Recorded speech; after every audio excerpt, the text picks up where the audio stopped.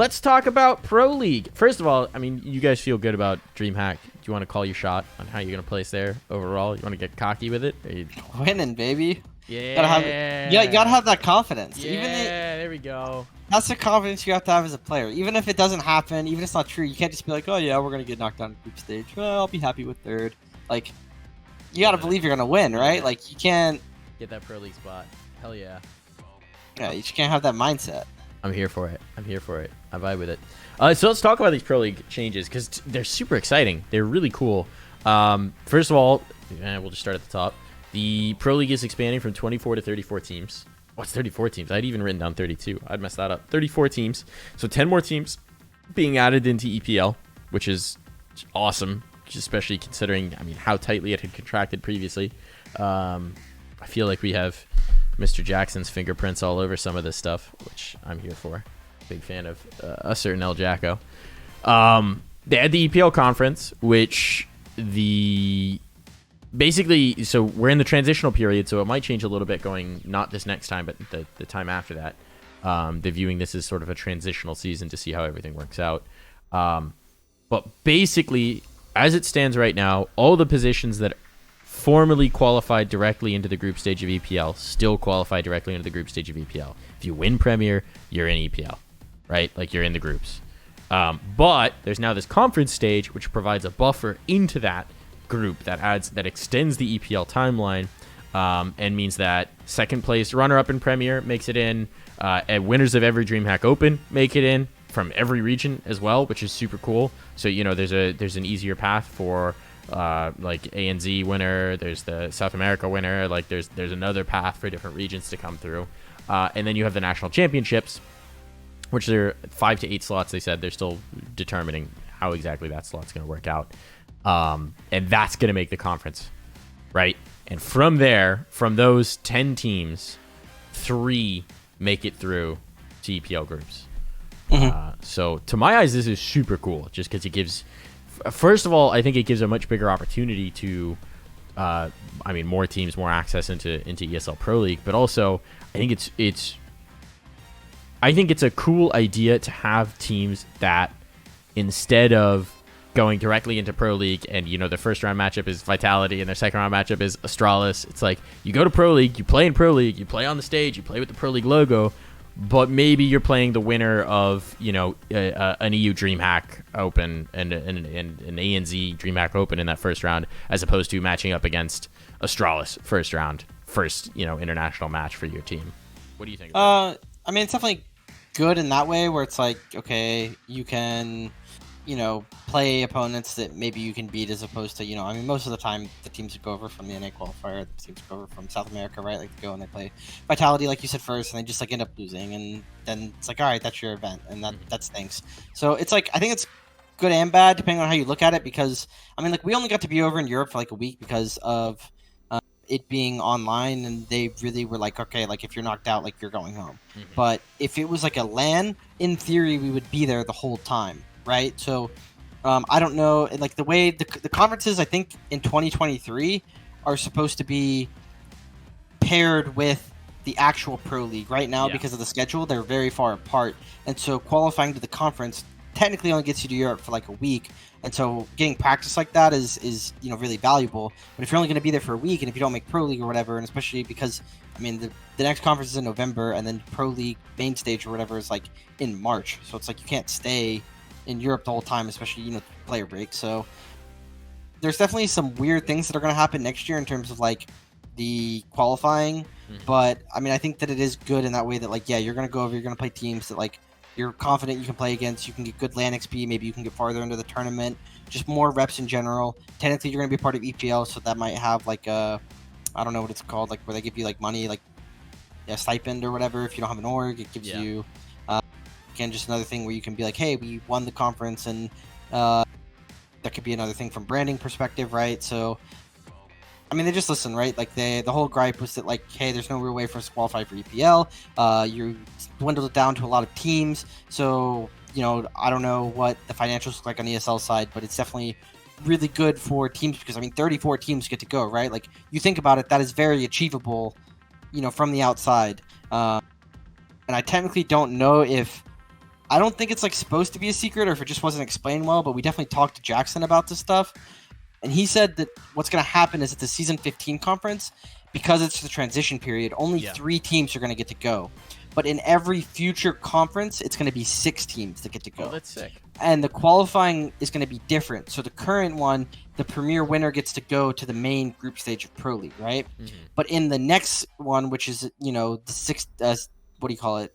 Season 16 or whatever, which is going to be like next August. What they're going to do is, so they're going to have 2 premier seasons to qualify for Pro League, right? But it's going to qualify for the Challenger. Okay. So the winner of both seasons of Premier and NA and EU get to go to the Challenger, not to the main event anymore, right? Like they are for this one. They get to go to the conference. And then the 2 Australian winners are going to get to go to the conference.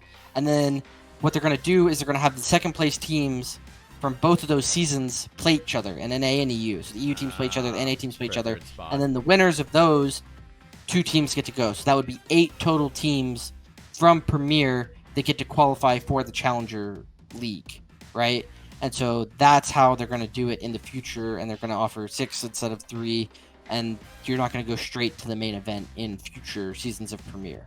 And I think that the ESL like national championships is mostly a thing where ESL has like partnerships with certain regions. So like Brazil, I think they have something. They have something in like Vietnam. I think they have something in England, right? Like, so I don't think that's something that affects like North America, but it's mostly designed to give teams from other regions that are, not as big or whatever. Not, I don't want to say not as big. Like South America is huge, right? But it just gives them an extra spot into Premier. Into the conference, right?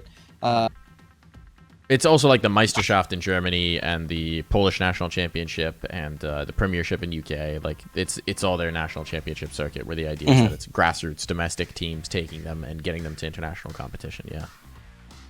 Yeah, but I mean, again, I think that it's like really good that there's 10 extra teams who are going to get to qualify and potentially get to go over to EU. That opens up avenues in North America. That opens up, who knows what they're going to do with future DreamHack Opens. I think that they're not DreamHacks anymore. They're technically called the Challengers now, right? Like you got to get with new terminology. This is the last NA DreamHack, technically. Yeah, it's like there's so much terminology that you're going to have to like learn. Because I'm sure it's like all it was confusing for me until I like really looked at it and took like an hour and was just like, okay, what does this mean? What does this mean? I think it actually this is Premier. It makes sense once you've like processed it, but like when you're looking at it, you're like, okay, ESL Challenger League Season 40. What is this? Oh, okay, this is Premier. That makes sense. How does that conflict with Pro League, right? Like, and you're just having to like look through, and so it makes sense once you've like processed it. But like, if so, like. I don't think anybody that hasn't looked at it right now like understands the thing we're saying right now about the, structure and the promoting and who's going to qualify. Like, I don't think unless you've looked at it and tried to understand it, like people really understand how it works. So I don't think I don't know if the ESL challengers are going to qualify to Pro League. I think that they will if you win them. Yeah. But I don't think that there's DreamHack was running multiple. I don't think the quantity of the DreamHacks is going to be there, even though the challengers are DreamHacks now, right? Like in theory, it's like I think that they're running them far less. I think that there's more qualification across regions, so I don't know if opportunity has been lost, if that makes sense. Like for a while, the NA DreamHacks only offered qualification to NA teams, and the EU ones only offered qualification to EU teams.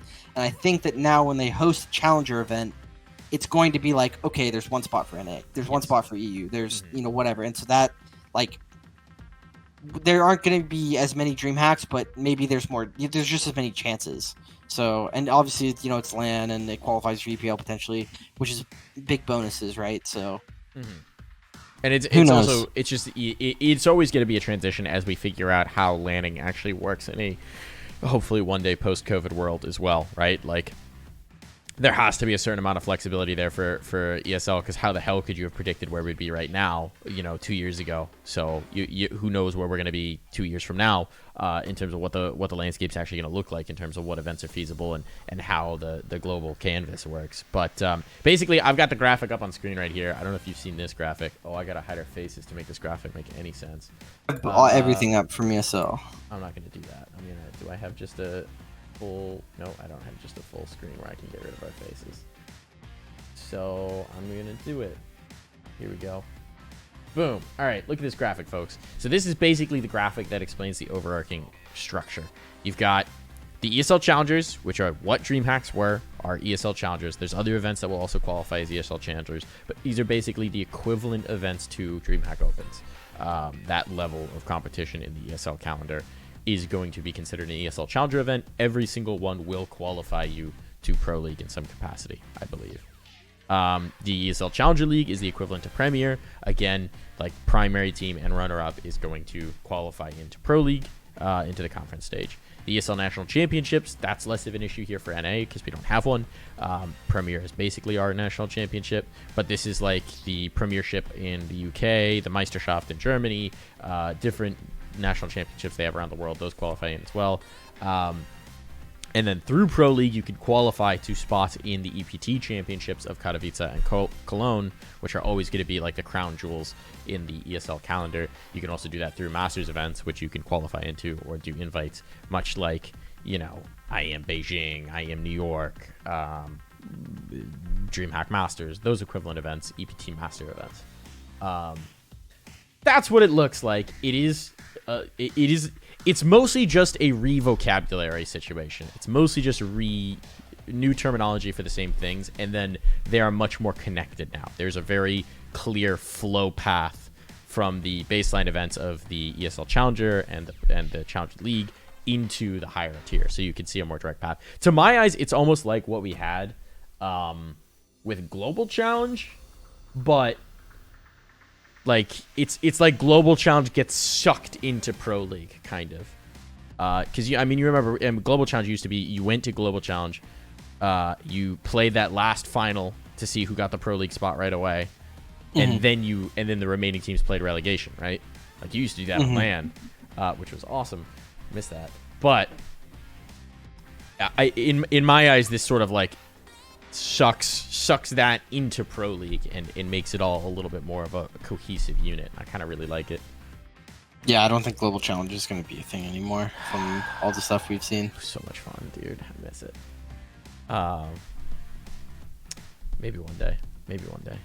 That'll be... Maybe. I mean, it's changed a lot, right? Like, Global Challenge in itself has changed like 3 or 4 times, and this is obviously a new thing. So, I mean, who knows? They might change something in the future as well. Wouldn't surprise me. But it looks like we're stuck with this for at least the next year. So, I think this is going to be good. See how it is. No, I'm very optimistic, man.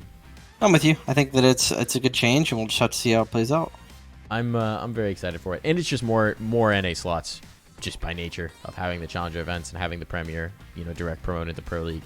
I think technically it's only one, right? Like in theory, because it's like both of the winners and then whoever wins the second place match. And previously it was just the MDL winners. Long term, yeah. So, but then you also have the Challenger events, which if you have an NA Challenger event, you're gonna have an NA slot. I mean, especially with COVID, but right now they're definitely with COVID, it'll get more to NA. But in the future, if it's lands, like we're obviously gonna have to step up to beat the U team that comes over. No doubt. Yep. Got to do it. Got to do it. That's how it works. Got to get back to that level, But yeah, I don't know. I like the change. I do like the change a lot, and I think it makes it. As much as like my gut reaction when I saw they were removing DreamHack branding from tournaments was like, oh no, DreamHacks. When I thought about it more, it's like, oh, this makes way more sense. They're one company now. This makes like when you just read how this works as someone who didn't know about DreamHacks beforehand and all that stuff, it makes way more sense for everything to be called ESL. Blah blah blah. It makes it a much more cohesive picture, and it makes complete sense from my perspective in that.